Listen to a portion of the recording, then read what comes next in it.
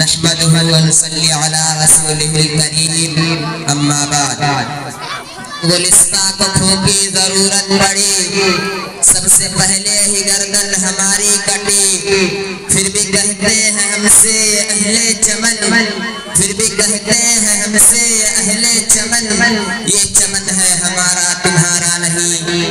محترم حضرات، آج 15 اگست کا تاریخی دن ہے۔ ہم آزادی کی حسین خوشی منانے کے لیے یہاں اکٹھا ہوئے ہیں۔ سارے ہندوستانیوں کو یہ خوشی مبارک ہو اور ہماری اس ملک کی آزادی کا جھنڈا ہمیشہ اسی شان و شوکت کے ساتھ لہراتا رہے۔ برادران وطن، لیکن آج یہ خوشی ہم مسلمانوں کے لیے ایک لمحہ فکریہ بھی ہے کہ ہمارا ملک 77 سال پہلے آزاد ہوا تھا۔ 100 سال کی طویل جدوجہد اور بے مثال قربانیوں کے بعد یہ آزادی حاصل ہوئی۔ آزادی کس کی تھی؟ آزادی کی چنگاری کو کس نے شعلہ جوالا بنایا؟ برادران وطن، جب سے ہمارے ساتھ ہوئے ملک کس کے ہاتھوں سے چھینا گیا؟ ان تمام سوالات کا جواب آپ تاریخ کے اوراق سے پوچھئے، وہ اوراق آپ کو جواب دیں گے۔ یہ ہمارا گھر جلا تھا، حکومت ہمارے ہاتھوں سے چھینی گئی تھی، تو کیا اس کے لٹنے کا غم کسی غیر کو ہوگا؟ نہیں، کبھی نہیں۔ کون نہیں جانتا کہ آزادی کی پہلی آواز حضرت شاہ ولی اللہ نے بلند کی تھی۔ شاہ عبدالعزیز نے انگریزوں کے خلاف جہاد کا پہلا فتویٰ دیا تھا۔ سید احمد شہید اور حضرت مولانا اسماعیل شہید نے بالا کوٹ کے میدان میں سب سے پہلے گردنیں کٹائی تھی۔ ٹیپو سلطان نے میسور کی سرزمین کو پہلی مرتبہ خون سے رنگین کیا تھا۔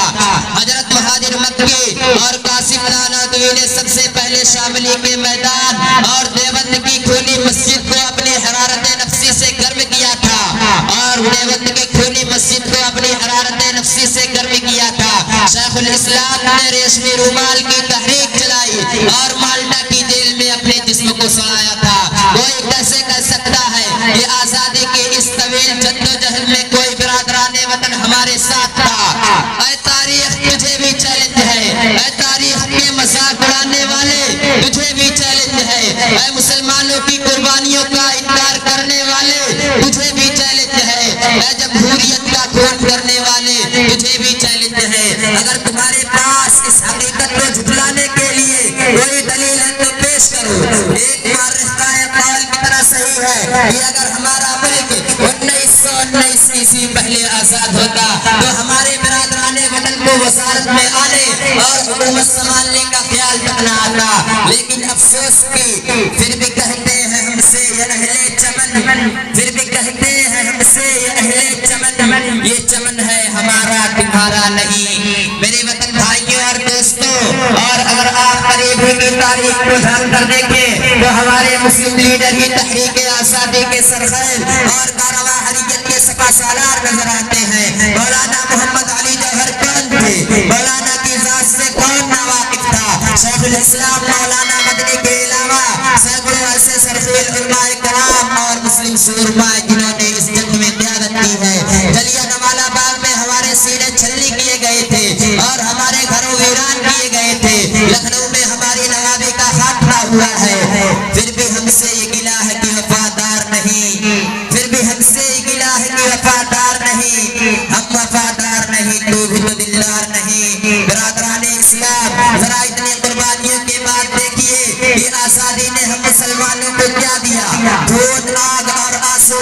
آج 58 سال میں جتنے مسلمانوں کے گھروں ویران کیے گئے تھے، جتنی گردنیں کٹائی گئی اور جتنے بچے یتیم ہوئے اور جتنی عورتیں بیوہ ہوئی اور جتنی عبادت گاہوں پر حملہ کیے گئے اور اس کے تقدس کو پامال کیا گیا، غلامی کے 150 سالہ دور کو بھی اس پر شرم آتی ہے۔ آج ہمیں ودیسی اور پاکستانی کہا جاتا ہے، ہم پر بنگلہ دیشی گھسپیٹیاں ہونے کا الزام لگایا جا رہا ہے، ہمیں ایک گرا ہوا لقمہ سمجھا جاتا ہے، ہماری دینی شخصیتوں کو ISI کا ایجنٹ کہا جا رہا ہے۔ دارالعلوم دیوبند اور ندوۃ العلماء جیسے علمی مراکز پر چھاپا ماریاں ہو رہی ہے۔ ہمارے مذہبی حقوق اور آئین دستور کے شریعت کو کچلا جا رہا ہے۔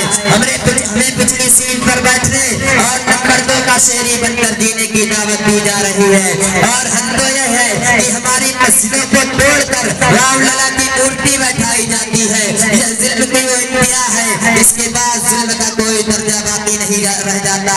برادران اسلام، آج اگر ہم تاریخ کی تاریخ کو جھانک کر دیکھیں تو ہماری مسلم لیڈر ہی تحریک آزادی کے سرخیل اور کارواں حریت کے سپہ سالار نظر آتے ہیں. اور اس تاریخ کی اور قربانی کی رودات پڑھیے اور اس ملک کے نام نہاد وفادار پہ باور کرائیے کہ ہم بدیسی نہیں ہیں، ہم مردہ نہیں ہوئے ہیں، ہمارے جسم میں بھی ابھی بھی مجاہدین آزادی کا خون باقی ہے. اور جہاں حریت کے سپہ سالاروں کی حرارت موجود ہے، آپ اس جھنڈے کو لہرا کر ہرگز مطمئن مت ہوئے بلکہ اپنی اس آزادی کے لیے جدوجہد کا آغاز کیجیے جو ہماری 8 سالہ محنت کا حق اور ہزاروں جانوں کی قربانی کی قیمت ہے. اور پوری طاقت سے اعلان سنائیے، باطل سے دبنے والے اے آسمان نہیں ہم، باطل سے دبنے والے اے آسمان نہیں ہم. 100 بار کیوں کر چکا ہے تو انتہا ہمارا. اور کہیں سن اے شبِ دیجورانے اجالوں کے پرستار، سن اے شبِ دیجورانے اجالوں کے پرستار. تابندہ تھے، تابندہ ہے، تابندہ رہیں گے. وما علیہ